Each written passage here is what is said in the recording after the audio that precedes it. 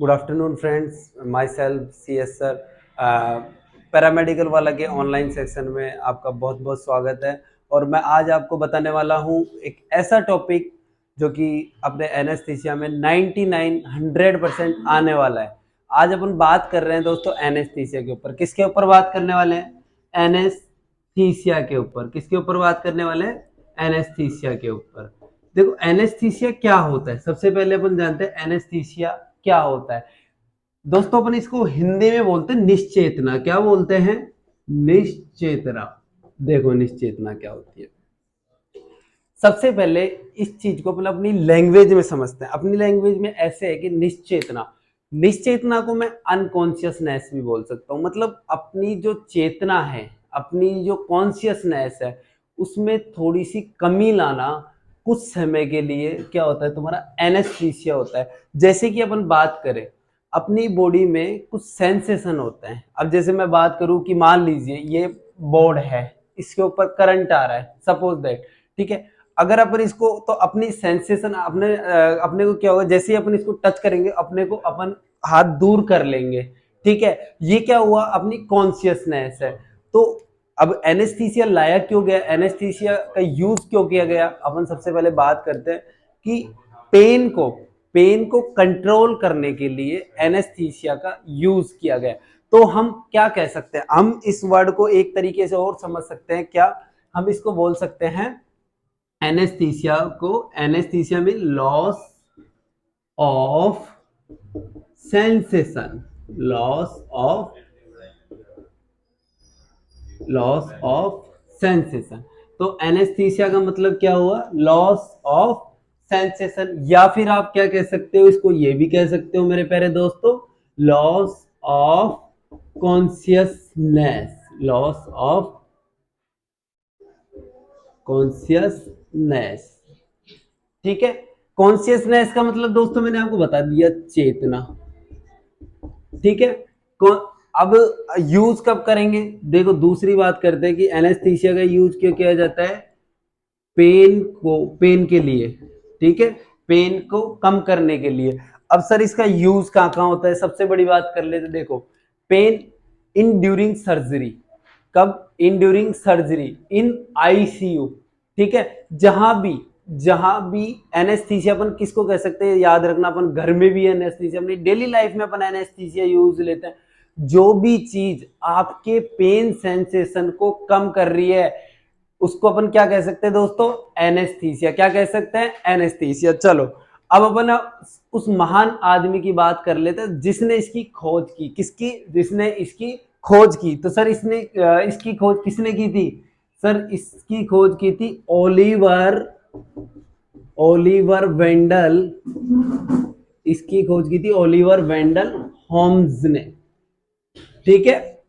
चलो अब बात करते हैं नेक्स्ट कि यह वर्ड स्पेशली, अब देखिए नेक्स्ट, यह वर्ड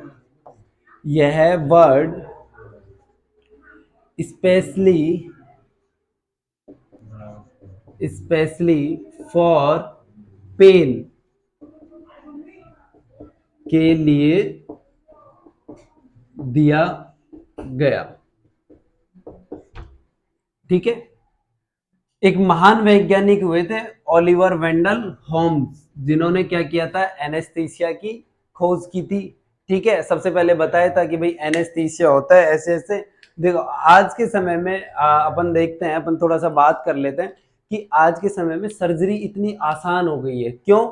उसका सबसे बड़ा रीजन मैं बोल सकता हूँ एनेस्थीसिया। पहले के समय में क्या था, अपने पास एनेस्थीसिया नहीं था, पेशेंट को रिकवर होने में लंबे समय लग जाता था। लेकिन आजकल क्या है, आजकल ऐसा है कि पेशेंट को जितनी देर सर्जरी होती है अपन उतने ही समय तक उसको पेन सेंसेशन, उसकी कॉन्शियसनेस को अपन क्या कर सकते हैं?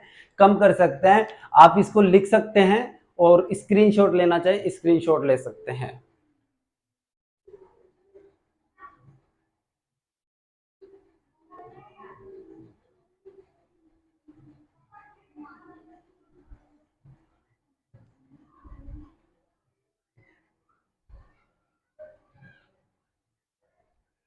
चलो अब अपन आगे बात कर लेते हैं। देखो सभी से मैं रिक्वेस्ट करूंगा ज्यादा से ज्यादा लोग जुड़े, बहुत ही जबरदस्त क्लास होने वाली है डीओटीटी सेकेंड ईयर। ठीक है, डीओटीटी सेकेंड ईयर के लिए बहुत ही जबरदस्त क्लास होने वाली है। आज पैरामेडिकल वाला पे बहुत ही जबरदस्त क्लास होने वाली है। अब अपन बात करते हैं, अपन ने नॉर्मल थोड़ा सा इंट्रोडक्शन देखा, अब अपन इसकी डेफिनेशन बताएंगे। डेफिनेशन कैसे बताएंगे कि डेफिनेशन अपन ऐसे बताएंगे, सर अपने बता दिया था कि इसको इसके बारे में बता दिया था। अब अपन बात करते हैं सर्जरी डेफिनेशन। हिंदी वाले स्टूडेंट, अरे पैरामेडिकल में भी सबसे बड़ी समस्या क्या चल रही है कि बोले सर हिंदी का कंटेंट चाहिए। अरे अपन हिंदी में लेके आ रहे रे, इस बार हिंदी का कंटेंट पैरामेडिकल वाला लॉन्च कर चुका है हिंदी में कंटेंट। अब बात करते हैं एनेस्थीसिया की डेफिनेशन के ऊपर। सर्जरी या पेनफुल, मैंने बताया था ना आपको, सर्जरी या पेनफुल प्रोसीजर प्रोसीजर से पहले कॉन्शियसनेस में आंशिक या पूर्ण कमी लाना एनेस्थीसिया कहलाता है। सिया कहलाता है। यही बात है जी, यही बात की थी अपन ने। अब देखिए अपन ने क्या डेफिनेशन बताई कि सर्जरी या पेनफुल प्रोसीजर, कोई भी पेनफुल प्रोसीजर, जैसे कि मैं बात कर रहा हूं उसके लिए कोई सर्जरी नहीं है। जैसे मान लो कि कोई भी पेशेंट है, ठीक है, आपके पास आया, किसी को चोट लग गई, आपको सूचर करना है, तो आप क्या करोगे, उसकी कॉन्शियसनेस में हल्की सी कमी लाओगे, मतलब उसको लोकल एनेस्थीसिया देके और उस साइट को क्या कर दोगे, सूचर कर दोगे। तो मतलब कोई भी पेनफुल प्रोसेस, ऐसा प्रोसेस, पेनफुल प्रोसीजर का मतलब होता है ऐसा प्रोसेस जिससे पेशेंट को क्या होने वाला है, पेन होने वाला है। ठीक है, से पहले कॉन्शियसनेस में, उसकी चेतना में, आंशिक का मतलब हुआ नाम मात्र या कम, या पूर्ण रूप से कमी लाना क्या कहलाता है, एनेस्थीसिया कहलाता है। अब इंग्लिश वाले स्टूडेंट देख लीजिए, कि इसकी डेफिनेशन क्या होगी। इंग्लिश वाले लिख लीजिए, लिखिए एनेस्थीसिया एक anaesthesia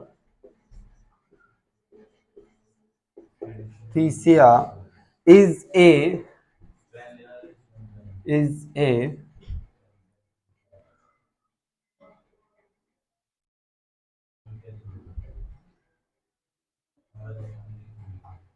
anesthesia is a procedure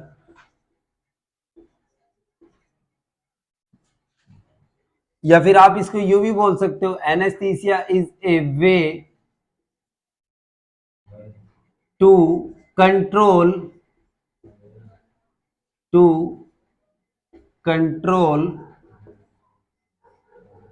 pen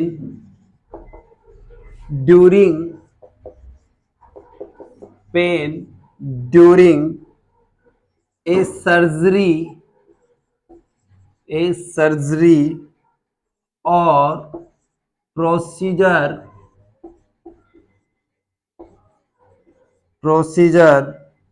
by using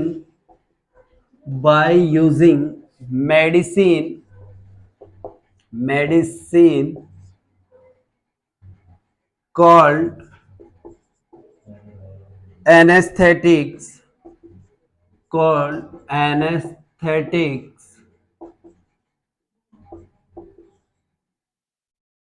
it can help control during control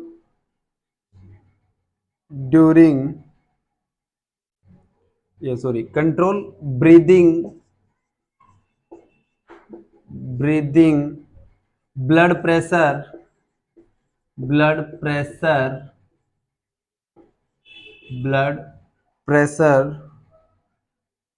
heart rate, heart rate, rate, heart rate. ठीक है, चलो आगे अपन बात करते। देखो इंग्लिश में, देखो इंग्लिश हिंदी कुछ नहीं होता है।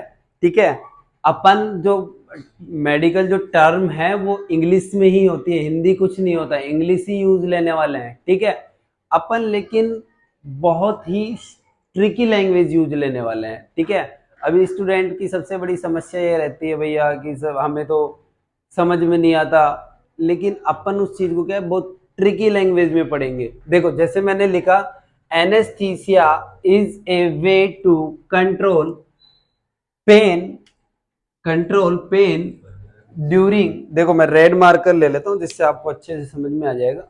पेन ड्यूरिंग ए सर्जरी और procedure by using medicine called anaesthetics, it can help control breathing, blood pressure, heart rate.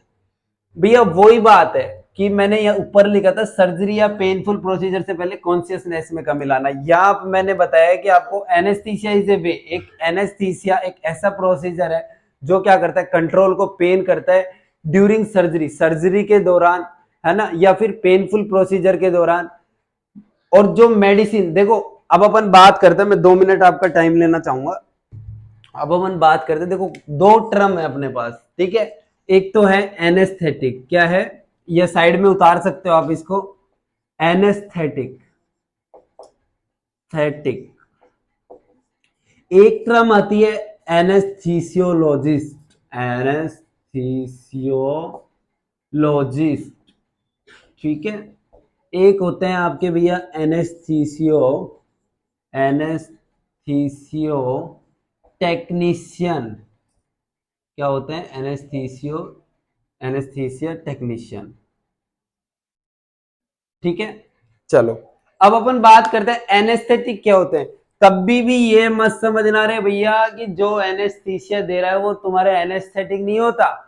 ठीक है, जो एनेस्थीसिया, जो डॉक्टर एनेस्थीसिया देता है उसको अपन बोलते हैं एनेस्थीसियोलॉजिस्ट। ठीक है, जो डॉक्टर एनेस्थीसियोलॉजिस्ट कौन होगा, जो डॉक्टर एनेस्थीसिया, एनेस्थीसिया देता है, ठीक है, उसे क्या कहते हैं, एनेस्थीसियोलॉजिस्ट। एनेस्थेटिक क्या होती है, जो ड्रग्स, जो ड्रग्स एनेस्थीसिया के दौरान दी जाती है उसे एनेस्थेटिक कहते हैं। मतलब जो ड्रग्स अपन यूज में लेते हैं एनेस्थीसिया में उनको क्या बोलेंगे, एनेस्थेटिक बोलेंगे। क्या बोलेंगे, एनेस्थेटिक बोलेंगे। चलो एनेस्थीसिया टेक्नीशियन कौन होता है, जो एनेस्थीसियोलॉजिस्ट की क्या कराता है, असिस्ट करवाता है, उसकी हेल्प करवाता है, उसको अपन क्या बोलते हैं, एनेस्थीसियोलॉजिस्ट। अरे मजा आ रहा है, नहीं आ रहा, क्यों नहीं आएगा, क्योंकि पढ़ाने वाला कौन है, पैरामेडिकल वाला। देखो हमारा एक ही मिशन है, एक ही हमारा लक्ष्य है कि ट्रिकी लैंग्वेज अच्छा आपको कंटेंट प्रोवाइड करवाना। ठीक है, पैरामेडिकल मतलब स्टूडेंट की ये समस्या नहीं होनी चाहिए कि सर हमारे पास ये कंटेंट नहीं है। बस आप रेगुलर जुड़ते रहिए, रेगुलर क्लास देखिए, बस यही है। चलो अपन टॉपिक के ऊपर बात कर लेते, अपना ज्यादा टाइम खराब नहीं करते हुए।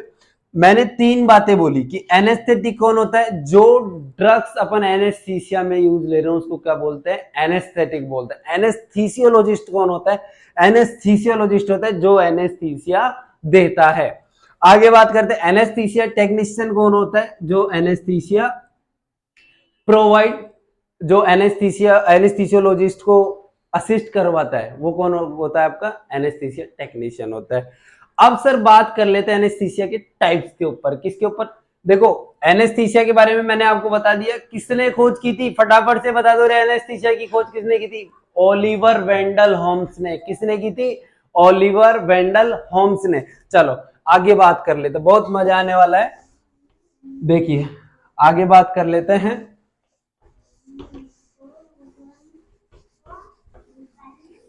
देखो अब आपके पास, देखो ट्रिकी लैंग्वेज जिसको बोलते हैं ना जुगाड़, वो बताता हूं आपको। ऐसा जुगाड़ लगाएंगे कि कभी भी आप इसका क्लासिफिकेशन नहीं भूलेंगे, टाइप नहीं भूलेंगे एनेस्थीसिया के। देखो अब आपको जुगाड़ बताते हैं कि भैया एनेस्थीसिया कितने टाइप का होता है। मेनली एनेस्थीसिया, देखो अपना टॉपिक है टाइप्स ऑफ एनेस्थीसिया।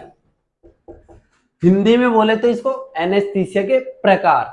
कितने टाइप है भैया, देखो इसके 3 टाइप होते हैं, ठीक है। मतलब ये कौन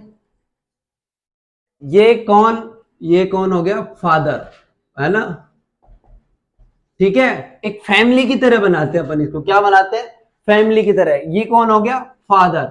अब इसके कितने बेटे, 3। कितने बेटे रे भाई, 3 बेटे। नाम बता दो सर, कौन कौन से, जीए, आरए और एलए।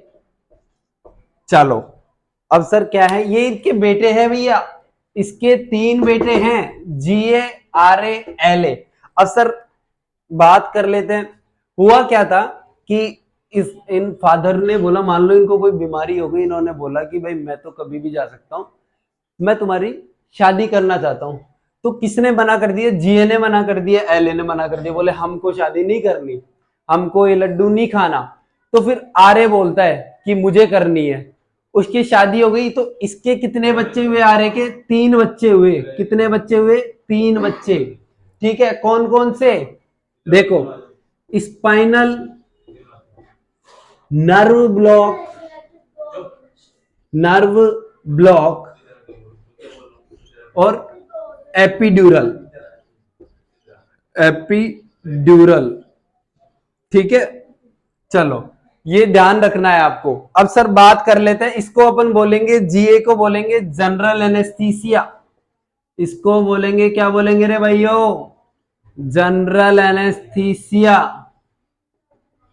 ठीक है। इसको बोलते हैं भैया regional anaesthesia, regional anaesthesia, anaesthesia. इसको बोलते हैं लोकल एनेस्थीसिया, लोकल एनेस्थीसिया,